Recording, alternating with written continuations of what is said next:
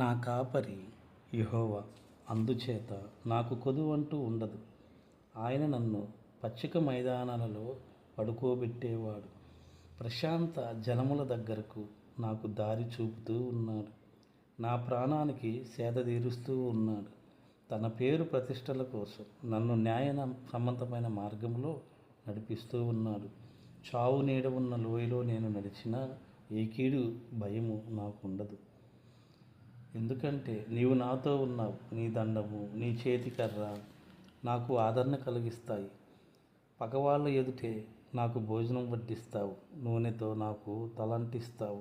నా పాత్ర నిండి పొర్లి పారుతూ ఉంది. నా జీవితకాలమంతా మేలు అనుగ్రహము నన్ను వెన్నంటి వస్తాయి. యెహోవా గృహసీమలో నేను శాశ్వతంగా నివాసం ఉంటాను. ఇక్కడ యెహోవా తన ప్రజల కాపరి అని వ్రాసి ఉంది. యేసు ప్రభు తాను మంచి కాపరిని అని చెప్పుకున్నాడు. యేసు యెహోవా అవతారం అన్నది ఇది ఆధారం. దావీదు తన్ను తాను గొర్రెగా భావించుకున్నాడు.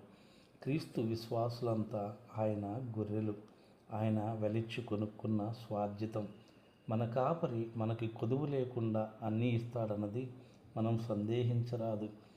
కీర్తనల గ్రంథము 23వ అధ్యాయము 1వ వచనం నుండి 6వ వచనం వరకు.